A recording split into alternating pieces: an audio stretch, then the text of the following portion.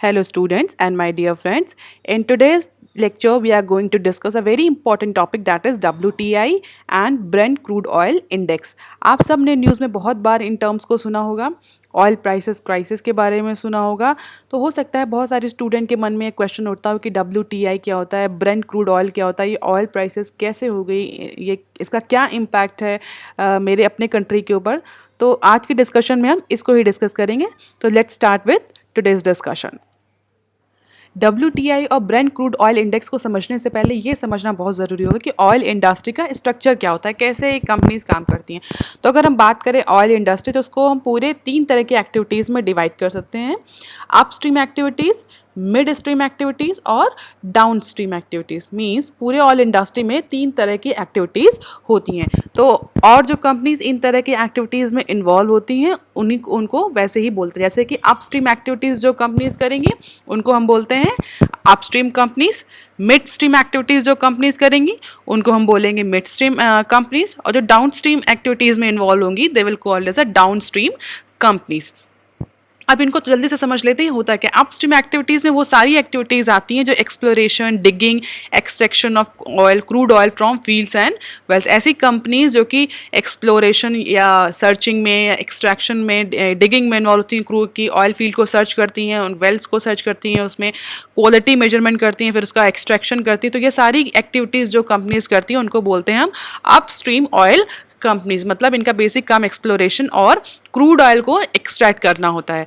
Mid stream को समझने से पहले हम डाउन स्ट्रीम को समझ लेते हैं। डाउन स्ट्रीम वो सारी कंपनीज होती हैं जो कि बेसिकली रिफाइनरी में इन्वॉल्व होती हैं। मतलब जो क्रूड ऑयल जो अपस्ट्रीम कंपनीज ने निकाला है उसको रिफाइन करती हैं और उससे डिफरेंट बाई प्रोडक्ट्स बनाती हैं। जैसे LPG हो गया, पेट्रोलियम हो गया, वैसलीन हो गया, इस तरह के सारे प्रोडक्ट्स जो हैं वो उससे जनरेट करती हैं और इवेंचुअल जो कस्टमर्स होते हैं उन तक उसको मार्केट करती हैं। Eventual customer, it may be retail customers और it may be business customers as well. तो डाउन स्ट्रीम एक्टिविटीज़ जो कंपनीज करती हैं उनको बोलते हैं डाउन स्ट्रीम ऑयल कंपनीज। अब आते हैं मिड स्ट्रीम पर। Mid stream generally work as a linchpin between upstream companies and down stream companies. लेकिन इनके और भी काम होते हैं। ऐसा नहीं कि सिर्फ ये लिंच पिन की तरह ही काम करती हैं। बेसिकली इनका काम ट्रांसपोर्टेशन को रिलेटेड होता है। मतलब अपस्ट्रीम एक्टिविटीज़ में जो क्रूड ऑयल एक्सट्रैक्ट किया उसको डाउन स्ट्रीम तक पहुँचाना।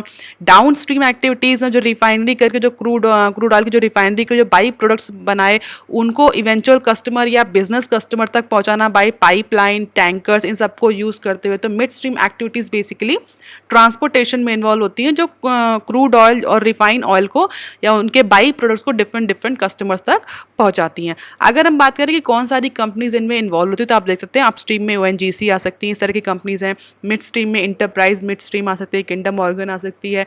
डाउन स्ट्रीम में हमारी IOCL, HPCL, BPCL एक कंपनी जिनसे हम डायरेक्टली परचेज करते हैं ऑयल का, डीजल और पेट्रोल का, वो सारी डाउन स्ट्रीम कंपनी। तो ये डिफरेंट सेगमेंट होता है किसी भी ऑयल इंडस्ट्री में। अब हम बात करते हैं ऑयल क्वालिटी पैरामीटर्स। ये भी बहुत ज़रूरी है आपको सब समझने के लिए स्टूडेंट। पहले WTI और ब्रेंट क्रूड ऑयल इंडेक्स को समझने से पहले ये सारे चीज़ों को समझना ज़रूरी है। किसी भी ऑयल की क्वालिटी हम उसकी डेंसिटी से मेजर करते हैं, API जिसको बोलते हैं। हालांकि डेंसिटी मेजर करने के लिए और भी टर्म्स होते हैं बट फिलहाल के लिए API जो है वो वाइडली यूज टर्म होता है जिसको हम यूज़ करते हैं। API का full form American Petroleum Institute. तो अगर 10 से ज़्यादा API है तो that particular oil is considered as good. Sulphur content भी देखा था, जितना कम सल्फर कंटेंट होगा ऑयल की क्वालिटी, उस पर्टिकुलर क्रूड ऑयल की क्वालिटी को उतना अच्छा माना जाएगा या उसको बोला जाएगा that is sweet crude oil, sweet oil है। और जितना ज़्यादा सल्फर कंटेंट होगा उसको उतना ख़राब क्वालिटी का माना जाता है और बोलते हैं that is sour SOUR sour crude oil है। जनरली अगर हम बोले crude oil with less than 1% sulphur is refers to as low sulphur और sweet, and that with more than 1% of weight is refers to as sour और high sulphur content crude oil जिसको अच्छा नहीं माना जाता है। और वोलाटाइल कितना है पर्टिकुलर क्रूड ऑयल, उसकी क्वालिटी कितनी वोलाटाइल क्वालिटी का है वो, इससे भी उसके क्वालिटी पैरामीटर्स पे उसकी क्वालिटी चेकिंग करी जाती है। Crude oil have different quality characteristics. अगर हम बात करें पूरे वर्ल्ड में जहाँ जहाँ पर क्रूड ऑयल के रिजर्वॉयर्स हैं, उसमें किसकी क्वालिटी कितनी अच्छी मानी जाती है, किसकी क्वालिटी कितनी ख़राब मानी जाती है। स्वीट जो ऑयल होते हैं, जो स्वीट ऑयल होते हैं वो अच्छा माना जाता है। सौर जो होते हैं उनको अच्छा नहीं माना जाता। सौर मतलब जिनमें ज़्यादा सल्फर कंटेंट है उनको अच्छा नहीं मानते हैं। तो आप देख सकते हैं कि एक इंडेक्स बना रखी है। इंडेक्स में ये बेसिक इंडेक्स जो सोर्स है इसका that US energy information administration की वेबसाइट से लिया है। तो इसमें इन्होंने बता रखा है कि किस किस एरिया से निकलने वाला जो ऑयल है वो किस किस क्वालिटी पैरामीटर पर फॉल करता है। जैसे आप देखते हैं मलेशिया, नॉर्थ सी से जो ब्रेंट ऑयल है उसको हम अच्छा मानते हैं, सूट की तरह पता, देखिए वो बिल्कुल नीचे की तरफ है। इसी तरह से यूएस है जो WTI इंडेक्स जो वो भी एक अच्छी क्वालिटी का ही क्रूड ऑयल माना जाता है। Even that is considered as a better quality in terms of the sulphur content than Brent oil. तो WTI भी यहाँ पर है। इसी तरह का आप देखें कुवैत हो गया या सऊदी अरेबिया जो होते हैं उसमें हैवी सल्फर कंटेंट होता है, तो उनका क्वालिटी अच्छी ज़्यादा नहीं मानी जाती है। अब हम बात करें कि वर्ल्ड में कितने मेजर ऑयल रिजर्व कंट्रीज़ हैं। ऑयल रिजर्व कंट्रीज़ के बारे में हम क्यों बात कर रहे हैं, क्योंकि हम सभी जानते हैं India is an import dependent country. हमारा जो मेजर पोर्शन है वो इम्पोर्ट डिपेंडेंट है, और सबसे ज़्यादा जिसमें हम इम्पोर्ट करते हैं वो क्या है, हमारा क्रूड ऑयल। क्योंकि हमारे यहाँ अपने क्रूड ऑयल के कोई भी फील्ड्स नहीं है, बहुत अच्छी फील्ड्स नहीं है, वेल्स नहीं है, तो हमें अपने हमारी इकॉनमी की डिपेंडेंसी क्रूड ऑयल पर बहुत ज़्यादा है, और जो हमें ज़्यादा इम्पोर्ट करना पड़ता है। तो हमारे लिए बहुत इंपॉर्टेंट है कि हम जानें कि कौन से कितने कंट्रीज़ हैं इनके पास अच्छा रिजर्वायर है, और कितने कंट्रीज़ हैं जो अच्छा प्रोडक्शन करते हैं और हमें सप्लाई कर सकते हैं। ओके तो अगर हम बात करें वेनेजुएला के पास ऐसा कहा था कि सबसे ज़्यादा ऑयल फील्ड है, ऑयल रिजर्वर्स है, then followed by Saudi Arabia, Canada, Iran and Iraq. ये टॉप 5 कंट्रीज़ हैं जिनके पास रिजर्वर्स सबसे ज़्यादा हैं। Student minded there is the difference between reserve countries and the producing economies. और अगर हम बात करें कि जो सबसे ज़्यादा प्रोड्यूस कौन से करते, तो as per 2019 United states of America का सबसे ज़्यादा प्रोडक्शन होता है, सबसे ज़्यादा ऑयल प्रोड्यूस करता है, then followed by Saudi Arabia, Russia, Canada and China. तो ये सारे जो इकोनॉमीज़ हैं या कंट्रीज़ हैं ये प्रोडक्शन सबसे ज़्यादा करते हैं। हालांकि रिजर्वॉयर में वेनेजुएला के पास सबसे ज़्यादा रिजर्वॉयर है। और अगर आपने अभी रिसेंटली एक न्यूज़ सुनी होगी जिसमें वेनेजुएला ने कहा है कि वो ईरान से ऑयल को इम्पोर्ट करेगा। क्यों इम्पोर्ट करेगा, क्योंकि उसके पास इतना बड़ा रिजर्व है, क्योंकि उसके पास उतनी कैपेसिटी नहीं है, उतनी स्टेट ऑफ आर्ट टेक्नोलॉजी है ही नहीं कि वो अपने रिजर्वॉयर जो पोटेंशियल है उसको टैप कर सके। तो वेनेजुएला ने कहा है कि वो ईरान से जो इंपोर्ट करेगा ऑयल को, और अपना जो उसका डिफेंस के जो जितने भी इक्विपमेंट्स हैं, जो शिप्स हैं, उनका सपोर्ट ईरान को देगा। अब जैसा कि हम सभी जानते हैं वेनेजुएला और ईरान दोनों ही यूनाइटेड स्टेट के एंटी कंट्रीज़ हैं, इसलिए वेनेजुएला ने डिसाइड किया है कि वो ईरान से परचेस करेगा after that United state has make so many sanctions on Iran. तो खैर वो एक सेपरेट डिस्कशन है, उसको हम नहीं डिस्कस करेंगे यहाँ पर। अब देख लेते हैं कि कितने सारे क्रूड ऑयल प्राइसेस इंडेक्स होते हैं। बहुत सारे क्रूड ऑयल प्राइसेस इंडेक्स होते हैं। अच्छा, इस इंडेक्स की ज़रूरत क्यों पड़ती है? इन इंडेक्स की ज़रूरत इसलिए पड़ती है कि किसी भी कंट्री में क्रूड के जो प्राइसेस हैं वो वेरी करते हैं बहुत ज़्यादा। तो किसी ना किसी इंडेक्स से आपको अपना क्रूड का ऑयल का प्राइस लिंक्ड करना पड़ता है, या आपके पर्टिकुलर कंट्री में किसी पर्टिकुलर इंडेक्स से ज़्यादा आपके क्रूड ऑयल प्राइसेस अफेक्ट करते हैं। क्रूड ऑयल के प्राइसेस जो होते हैं वो इंटरनेशनल मार्केट से बहुत ज़्यादा में बहुत ज़्यादा वेरी करते हैं, और अगर इंटरनेशनल मार्केट में वो वेरी कर रहा है तो डेफिनेटली अगर हमारी कंट्री इंडिया है तो वहाँ पर भी वो प्राइजेस वेरी करेंगे या करते हैं, ऐसा माना जाता है। हालांकि अगर गवर्नमेंट इंटरवेंशन होता है उसमें, अगर गवर्नमेंट इंटरवेंशन ना हो तो बहुत ज़्यादा प्राइस फ्लक्चुएशन आपको देखने को मिलेगा ऑयल के केसेस में। बट इंडिया में क्योंकि गवर्नमेंट इंटरवीन करती है क्रूड ऑयल के प्राइसेस में, इसलिए बहुत ज़्यादा फ्लक्चुएशंस जो है हमारे रिटेल कस्टमर्स या जो बिजनेस कस्टमर्स हैं उनको देखने को नहीं मिलता। तो आप देख सकते हैं there are 50-60 oil price index जो होते हैं वो प्रिवेल करते हैं, बहुत सारे हैं। हालांकि जो मेन जो दो होते हैं जो जनरली न्यूज़ में रहते हैं, that is WTI crude index और ब्रेंट क्रूड इंडेक्स, और यही हम आज के न्यूज़ में डिस्कस करेंगे, आज के टॉपिक में हम डिस्कस करेंगे। अगर हम बात करें select crude oil price point, कहाँ से क्रूड ऑयल मिलता है, जहाँ से क्रूड ऑयल मिलता है वो हर कंट्री या हर वो प्रोड्यूसिंग कंट्री अपने अकॉर्डिंग अपने इंडेक्स को डेवलप करता है। और इसीलिए अगर हम बात करें तो जितने भी ऑयल प्राइस इंडेक्स हैं ये वेरी करते हैं एज़ पर देयर लोकेशन, की कहाँ से निकाले गए हैं उसके अकॉर्डिंग इनकी इंडेक्सिंग होती है, या आप बोल सकते हैं इनके नाम उसी के अकॉर्डिंग है जहाँ से उनका ओरिजिन हो रहा है। WTI टेक्सास से निकालता है, ब्रेंट हम नॉर्थ सी से निकालते हैं। इस तरह से हमारे जो अलग अलग लोकेशन के हिसाब से अलग अलग इंडेक्स है। अब हम बात कर लेते हैं WTI और ब्रेंट की। WTI generally called as West Texas Intermediate. ये कहाँ से निकलता है? बेसिकली यूएस की जो ऑयल फील्ड्स हैं वहाँ से आता है, नियर टेक्सास। टेक्सास के पास जो ऑयल फील्ड्स हैं वहाँ से इस ऑयल का एक्सट्रैक्शन होता है, इसीलिए इसको WTI वेस्ट टेक्सास इंटरमीडिएट भी बोलते हैं। It is sweeter and lighter than Brent oil. ऐसा बोला जाता है कि ये इसमें सल्फर कंटेंट जो होता है वो कम होता है और ये लाइट होता है डेंसिटी में कंपेयर टू ब्रेंट ऑयल। मतलब इसकी क्वालिटी जो होती है, क्वालिटी उसकी ब्रेंट ऑयल से ज़्यादा अच्छी होती है। Slightly lower in price than Brent oil. ये प्राइस में लोअर होता है ब्रेंट ऑयल के कंपैरिजन में। अब आप लोग ये भी कह सकते हैं कि जब मैम क्वालिटी इसकी अच्छी है तो इसको तो महंगा होना चाहिए ब्रेंट ऑयल के कंपैरिजन में। ये क्यों महंगा नहीं होता ये हम अभी आगे आपको बताएंगे। Produced in landlocked area making transportation cost more onerous.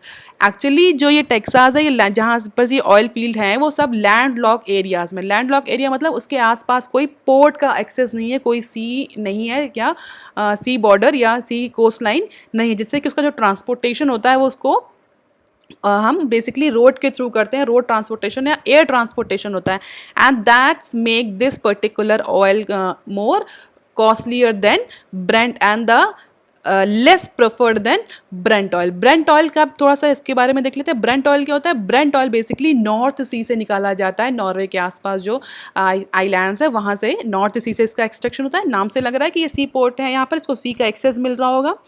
More ubiquitous होता है, स्वीटर हालांकि होता है, ये भी स्वीटर है but compare to WTI it is less sweeter. Most oil priced using Brent crude as a benchmark. जो पूरे वर्ल्ड में मैक्सिमम जो क्रूड ऑयल प्राइसेस हैं वो ब्रेंट क्रूड ऑयल प्राइसेस को यूज़ करती है, उसके इंडेक्स को यूज़ करते हैं। इवन ओपेक नेशन जो हैं वो भी ब्रेंट क्रूड ऑयल के ही बेंचमार्क को यूज़ करते हैं। अगर हम बात करें कितना क्वांटम है तो 2/3 of all oil pricing is based on Brent crude oil price index. India का भी 75% जो क्रूड ऑयल प्राइस इंडेक्स है वो Brent crude oil price index पर डिपेंड करता है। Produce near the sea so transportation cost are significantly lower. अब चूंकि इसको नॉर्थ सी का एक्सेस है, पोर्ट का एक्सेस है, तो इसलिए जो हम इसका जो ट्रांसपोर्टेशन है वो शिप्स के थ्रू कर सकते हैं। और अगर आपको पता होगा तो water is the cheapest mode of transportation than any other mode of transportation. और सबसे कॉस्टली कौन सा होता है? सबसे कॉस्टली हमारा एयर ट्रांसपोर्टेशन होता है। तो इसी वजह से जो ब्रेंट ऑयल है ये ईजिली कंट्रीज़ तक पहुँचता है और मैक्सिमम कंट्रीज़ का जो ऑयल प्राइस इंडेक्स है वो इसी पर डिपेंड करता है और ओपेक नेशन भी इसी को ही फॉलो करते हैं। इसीलिए Brent crude oil index is more popular than West Texas Intermediate. अभी हमने रिसेंटली में सुना था कि WTI का जो प्राइस है वो निगेटिव टेरिटरी में चला गया है। निगेटिव टेरिटरी में चला गया मतलब अगर किसी कमोडिटी के प्राइस जो है निगेटिव चले जाते हैं तो इसका मतलब ये होता है कि जो बायर होता है आप उसको पेमेंट दे रहे होते हैं कि हमसे सामान खरीद लो। सेलर बायर को पे कर रहा होता है कि हमसे सामान खरीद लो। अब ऐसा क्यों है? WTI जब इतना क्वालिटी में इतना अच्छा है और अमेरिका जैसा स्ट्रॉन्गेस्ट कंट्री जो है उसको प्रोड्यूसिंग में इन्वॉल्व है, यूनाइटेड स्टेट ऑफ अमेरिका में, तो क्यों सडनली प्राइस जो है वो WTI के फॉल कर गया? अगर इसको समझने के लिए आपको थोड़ा सा इसकी मार्केटिंग को समझना पड़ेगा, इसकी ट्रेडिंग को समझना पड़ेगा। उस ट्रेडिंग को समझने से पहले आप कुछ इश्यूज हैं उनको समझ लीजिए। बेसिकली क्या होता था? WTI the prior Brent use to be cheaper than WTI। पहले क्या था? WTI जो ट्रेंड था उसमें जो ब्रेंट ऑयल था वो WTI के कंपैरिजन में चीप होता था। क्यों चीप होता था? क्योंकि WTI की क्वालिटी अच्छी होती थी। लेटर ऑन क्या हुआ? अब इंटरनेशनल मार्केट में cost is very important competitive factor. अगर आपका प्रोडक्ट कॉस्टली है तो बहुत ज़्यादा चांसेस है कि वो लेस कॉम्पिटिटिव होगा आपके कॉम्पिटिटर के कंपैरिजन में, आपके राइवलरी जो कंपनीज़ हैं या कंट्रीज़ हैं उनके कंपैरिजन में। तो पहले क्या था? ब्रेंट ऑयल जो था वो चीप था WTI के कंपैरिजन में। Later on advance drilling machinery और टेक्नोलॉजिकल एडवांसमेंट की वजह से जो WTI हुआ वो चीपर हो गया, क्योंकि उसको निकालना फिर उसका एक्सट्रैक्शन करना आसान हो गया ब्रेंट ऑयल के कंपैरिजन में। तो अगर जब उसकी ड्रिलिंग आसान हो गई, टेक्नोलॉजी उसमें ज़्यादा अपग्रेड आ गई, तो उसका प्राइस जो है वो एक्सप्लोरेशन के प्राइस, डिगिंग के प्राइस, एक्सट्रैक्शन के प्राइस, जो कॉस्ट लगती थी वो कॉस्ट फॉल आउट हो गई। जब वो कॉस्ट फॉल आउट हो गई तो WTI के प्राइसेस भी फॉल किए, इंक्रीज। ऐसा फिर अब ट्रेंड होने लगा कि WTI है वो सस्ता हो गया ब्रेंट के कंपैरिजन में। सस्ता हो तो गया ब्रेंट के कंपैरिजन में, लेकिन फिर भी जो बहुत सारे ऑयल प्रोड्यूसिंग या ऑयल इंपोर्टिंग कंट्रीज थे उन्होंने WTI को प्रेफर नहीं किया because of the transportation issues. और अमेरिका में शेल रिवॉल्यूशन की वजह से भी WTI के जो प्राइसेस हैं वो फॉल किए। जियोपॉलिटिकल ट्रबल जो टसल होता रहता है रशिया और सऊदी अरेबिया के बीच में, वो भी कई बार जो WTI और ब्रेंट जो ऑयल प्राइसेस है इनके में ट्रेंड में चेंज लाता जाता। तो trading of WTI and Brent is different, it is also causing the differential in the different costing और प्राइसिंग पैटर्न। तो ये सारे जो इश्यूज़ हैं ये हमेशा चलते रहते हैं और ये इश्यूज अफेक्ट करते हैं ब्रेंट और WTI दोनों की प्राइसिंग पॉलिसी को। ठीक है, अब जो रीसेंट हम देख लेते हैं कि अप्रैल के लास्ट में हमने देखा था कि WTI के जो प्राइसेस थे वो बहुत ज़्यादा फॉल आउट कर गए थे कंपैरिजन टू ब्रेंट ऑयल।